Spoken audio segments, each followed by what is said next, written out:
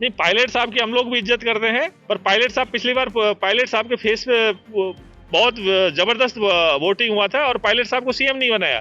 जनता में उसका भारी रोष है और उसका खामियाजा कांग्रेस सरकार को भुगतना पड़ेगा। वो तो कह रहे हैं कि हम तो अब एक हो गए हैं, सब गिले शिकवे दूर। नहीं, ऐसा कहीं नहीं है, ये सब अफवाहें हैं। क्योंकि लास्ट पायलट साहब का फेस दिखा के इलेक्शन लड़ा था कांग्रेस सरकार ने और पायलट साहब को बिल्कुल दरकिनार कर दिया गया। आपने सुना होगा क्या क्या बोला था, निकम्मा, निकारा, क्या क्या भाषा यूज ली पायलट साहब के लिए। वो तो कह रहे हैं कि हाँ चलो ठीक है, हम तो भूल गए, अब तो एक साथ चुनाव लड़ेंगे। नहीं, ऐसा मैंने तो कहीं नहीं सुना आज तक आगे एक साथ चुनाव लड़ेंगे। पायलट साहब कहते हैं कि अब तो भूल गए शिकवे दूर। मैंने तो कहीं नहीं सुना ऐसा आगे एक साथ के पायलट साहब कह रहे हैं। हम इस वक्त मौजूद हैं दौसा जिले के बांदीकुई विधानसभा क्षेत्र में और बांदीकुई से बसपा ने प्रत्याशी बनाया है भवानी सिंह जी को। हमारे साथ खुद भवानी सिंह जी हैं जो सीधी बात करेंगे। सर, बसपा ने एक बड़ी जिम्मेदारी दी है आपको प्रत्याशी बना के बांदीकुई के लिए, किस तरह का एक कहा जाए कि क्या मुद्दे लेकर आप फील्ड में उतरेंगे, और आप बड़े बिजनेसमैन भी है, तो क्या कारण रहा कि आप राजनीति में उतर रहे हैं? राजनीति में मेरा उतरने का मुख्य उद्देश्य था, युवाओं को रोजगार नहीं मिल रहा है। बांदीकुई की पानी की एक मूल जो मुख्य समस्या है, उसके लिए बांदीकुई की जनता में हाहाकार मचा हुआ है पानी के बिना। मेरा मूल मुद्दा रहेगा पानी का। ठीक सर, पानी का मुद्दा तो है, लेकिन और कोई मुद्दे जैसे अभी सरकार कह रही है भैया पानी हम लेके आ रहे हैं, हालांकि बांदीकुई पूरा दौसा जिला डार्क जोन में ही आता है, बड़ी समस्या है। तो ईसरदा को लेकर भी काम चल रहा है, सरकार कह रही है कि भाई हम पानी ला रहे हैं, पाइप भी आ गए हैं। देखो, पानी के लिए जो सरकार कह रही है हम ला रहे हैं, मैं तो ये पूरी राजस्थान में 13 जिले थे, उनमें जो बांदीकुई में एक ही बांध था बसवा तहसील का, रेडिया। उस रेडिया को ईआरसीपी में जोड़ा भी नहीं, क्योंकि डीपीआर में संशोधन भी नहीं किया, तो पानी आएगा कहां से? ये सब झूठे वादे हैं। जब डीपीआर में संशोधन ही नहीं हुआ तो पानी आएगा कहां से? उस बांध को उसमें जोड़ा ही नहीं है जिससे पानी आएगा। सरकार तो बड़े बड़े दावे कर रही है कि पानी लेके आएंगे। नहीं, ये सब फर्जी दावे हैं। जब डीपीआर में आज तक संशोधन नहीं हुआ तो पानी आएगा कहां से? एक ही बांध था रेडिया बसवा तहसील का, उसको भी डीपीआर में नहीं जोड़ा तो पानी कहां से आएगा? सोचने की बात है। आप बताइए कहां से आएगा पानी, कैसे आएगा? पानी के अलावा और कोई मुद्दा है जिस पर आप उतरेंगे? हाँ, दूसरा एक सोचने का विषय है कि बांदीकुई 90 के दशक से जिला बनना था और आज तक जिला नहीं बना। यदि जिला बनता तो सारे विकास ऑटोमेटिक हो जाते। जिला लेवल की हॉस्पिटल हो जाती, जिला लेवल के जो भी विकास होने हैं ना वो ऑटोमेटिक हो जाते। भाई जिला, यदि इसको जिला बनाते, आगरा फाटक में जाम की वो स्थिति है आज, बाजार में जाना लोग बहुत कम पसंद करते हैं। आज तक किसी सरकार ने आगरा फाटक और जाम की स्थिति के बारे में नहीं सोचा। यदि सोचते तो आज घंटों वेट करना पड़ता है। आज कोई मरीज है या डिलीवरी केस है, आगरा फाटक बंद हो गया तो आधे घंटे का टाइम लग जाता है। उससे आज तक किसी सरकार ने निजात नहीं दिलाई। बस ये जाम की स्थिति से भी निजात दिलाऊंगा।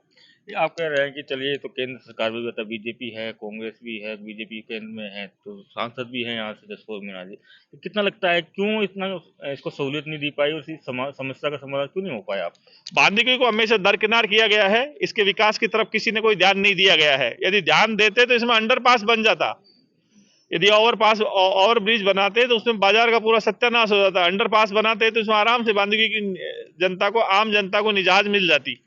आपके सामने कांग्रेस से जीआर खट्टाणा जी हैं, हाँ, बीजेपी से कांकड़ा जी हैं, कितना मुश्किल मानते हैं चुनाव और कितना इजी मानते हैं और क्यों मानते हैं? आज के दिन जनता देखो, स्थानीय आदमी को, जो भी जनता है ना, वो स्थानीय आदमी का डिमांड है कि उनका विधायक हो तो स्थानीय हो, और मैं स्थानीय हूं, इसलिए मैं ये संपूर्ण रूप से कह सकता हूं कि जनता सब स्थानीय आदमी के साथ है। बाहरी लोगों के साथ कोई जनता नहीं है यहाँ की, क्योंकि स्थानीय होने के नाते मुझे बहुत ज्यादा गर्व है और महसूस कर रहा हूँ कि जनता मेरे साथ रहेगी। जी हाँ, खट्टाणा जी, मैंने पूछा था, यही सवाल पूछा था कि अब बाहरी का और क्षेत्रवाद का बड़ा मुद्दा है, तो उन्होंने कहा 40 साल से तो मैं बांदीकुई में हूँ, मैं बाहर कैसे हो गया? देखिए, कोई कहीं भी कह दे, मेरा तो जन्म यही हुआ है। 40 साल कहाँ से हो गई? मेरा जन्म बांदीकुई में ही हुआ है, यहीं मैं पढ़ा हूँ, यहीं मैं लिखा हूँ, इन्हीं गलियों में मैं घूमा हूँ। मैंने तो कभी नहीं देखा कि वो 40 साल से बांदीकुई में निवास कर रहे हैं। और क्या मुद्दा है? जैसे ईआरसीपी एक बड़ा मुद्दा है। हाँ, ईआरसीपी को लेकर जो राजनीति हुई, कांग्रेस कहती है कि बीजेपी की वजह से अटकी हुई है, बीजेपी कहती है कांग्रेस की वजह से अटकी हुई है। मुद्दे की बात तो बाद में आएगी। ईआरसीपी में जो डीपीआर है उसमें भी संशोधन नहीं किया गया है। ईआरसीपी तो जो बाद की बात है, पहले जो डीपीआर थी, मतलब बांदीकुई का बांध जोड़ा भी नहीं गया है कि ये डीपीआर में जोड़ दिया गया हो, तब ईआरसीपी की बात करते हैं। मायावती जी का भी प्रोग्राम बन रहा है बांदीकुई। हाँ, किस तरीके का प्रोग्राम है और क्या कुछ तैयारी चल रही है? मायावती जी का एक भव्य, विशाल, बहुत भव्य जुलूस के रूप में यहाँ सभा होगी लाखों की संख्या में यह पब्लिक उनको सुनने के लिए तृप्त है, वो आएगी, ऐसा मुझे विश्वास है। और बांदीकुई की जनता का जो प्यार मिल रहा है वो ये दिखला रहा है कि जैसे ही मायावती जी यहाँ बांदीकुई पधारेगी तो उनका भव्य लाखों की संख्या में पब्लिक देखने को मिलेगी आपको।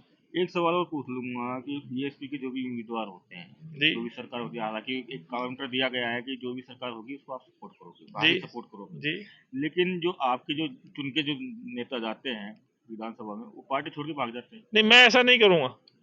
नहीं, कई लोगों ने किया है, मैं मतलब ये वो सवाल पूछ रहा हूँ। जिन्होंने जो किया है उन दूसरे के बारे में टिप्पणी नहीं करूंगा, बट मैं ऐसा नहीं करूंगा। चलिए एक मान लेते हैं, दौसा पायलट परिवार का गढ़ रहा है, जी कितना फैक्टर मानते हैं सचिन पायलट का? नहीं, पायलट साहब की हम लोग भी इज्जत करते हैं, पर पायलट साहब पिछली बार पायलट साहब के फेस पे बहुत जबरदस्त वोटिंग हुआ था और पायलट साहब को सीएम नहीं बनाया। जनता में उसका भारी रोष है और उसका खामियाजा कांग्रेस सरकार को भुगतना पड़ेगा।